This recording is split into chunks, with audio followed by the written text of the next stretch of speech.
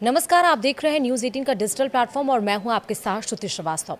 आप सबको पता है कि 122 साल के बाद 2025 यानी इस साल का दूसरा और आखिरी चंद्र ग्रहण लगने वाला है, लेकिन इसके पहले सूतक काल लग चुका है। जी हां, चंद्र ग्रहण एक प्राकृतिक खगोलीय घटना है और ऐसा माना जाता है कि यह तब होता है जब सूर्य और चंद्रमा के बीच पृथ्वी आ जाती है। ऐसे में पृथ्वी की छाया चंद्रमा पर पड़ती है और उसकी चमक कम हो जाती है। जब चंद्रमा पूरी तरह से पृथ्वी की छाया में आ जाता है तब उसे पूर्ण चंद्र ग्रहण कहा जाता है। हिंदू धर्म में चंद्र ग्रहण को अशुभ काल बताया गया है और इस दौरान कई नियमों और परंपराओं का पालन करना आवश्यक माना जाता है। आपको ये बता दें कि आप सबको ये तो अभी पता चल गए होंगे कि चंद्र ग्रहण के दरमियान आपको क्या करना चाहिए, लेकिन क्या आपको पता है कि चंद्र ग्रहण के बाद आपको क्या करना है, वो मैं आपको बताऊंगी। और चंद्र ग्रहण के जब लग जाए तब क्या करना है वो भी मैं आपको बताऊंगी। आपको बता दें कि इस साल का ये दूसरा और अंतिम चंद्र ग्रहण 7 सितंबर 2025 को लगने वाला है, जो भारत में भी साफ साफ दिखाई देगा।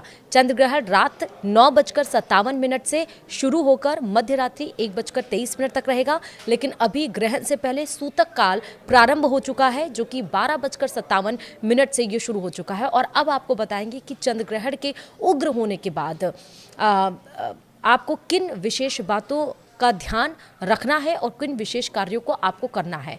इससे आपको बताते चलें कि अगर आप वो विशेष कार्य कर लेंगे तो सुख समृद्धि के साथ ही विशेष फल की भी आपको प्राप्ति होगी। दरअसल चंद्र ग्रहण के दौरान भगवान ग्रहों के प्रभाव से घिरे होते हैं। ऐसे में भजन कीर्तन आपको करना चाहिए।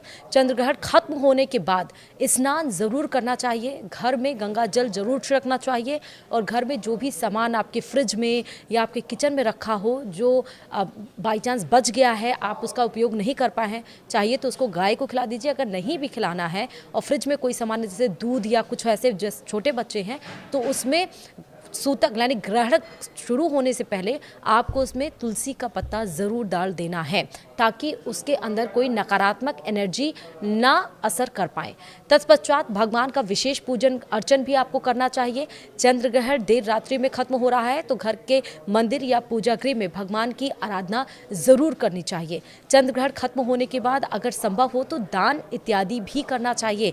दान करने से भगवान अति ज़्यादा प्रसन्न होते हैं और मनोवांछित फल भी प्रदान करते हैं। वस्त्र, अनाज और आभूषण आदि दान करने पर अलग अलग तरह के आपको फल प्राप्त होते हैं। अगर आपकी कुंडली में चंद्र दोष है तो चांदी के आभूषण या सिक्के आप दान कर सकते हैं। ऐसा करने से आपका चंद्र ग्रह मजबूत होता है। मानसिक तनाव के साथ ही आपको ऐश्वर्य की भी प्राप्ति होती है। सामर्थ्य अनुसार अन्य आभूषणों को भी आप दान कर सकते हैं। वहीं अगर चंद्रमा, क्योंकि आप सबको पता है कि चंद्रमा का रंग सफ़ेद होता है, ऐसे में सफ़ेद वस्तुओं का दान जरूर करना चाहिए। जो भी वस्तु या सामान दान करना हो उसे ग्रहण शुरू होने से पहले ही स्पर्श कर लेना चाहिए। इसका विशेष ध्यान रखिए।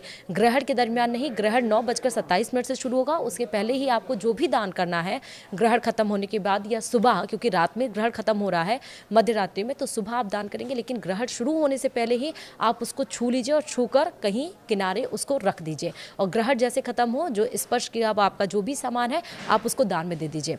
ग्रहण के बाद उसे दान ज़रूर देना चाहिए। और चंद्र ग्रहण के दौरान अनाज का दान भी बहुत पुण्यदायी माना गया है।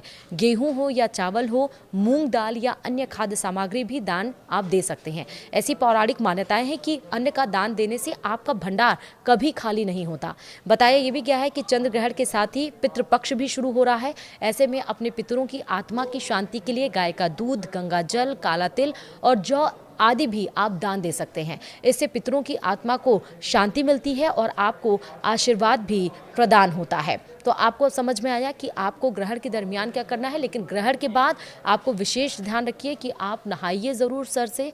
और दूसरी बात ये कि आप घर में गंगा जल ज़रूर छिड़किए और जो भी खाने पीने के सामान है उसमें तुलसी का पत्ता ज़रूर डाल दीजिए। लेकिन तुलसी जी आप ग्रहण को शुरू होने से पहले ही तोड़ कर रख लीजिए। उसको धुल के आप सूतक काल में ही आप सारे सामानों में डाल दीजिए। इन बातों का विशेष ध्यान रखेंगे तो आपके घर पे भी कोई नकारात्मक जो एनर्जी है वो इफ़ेक्ट यानी कि प्रभाव नहीं डालेगी।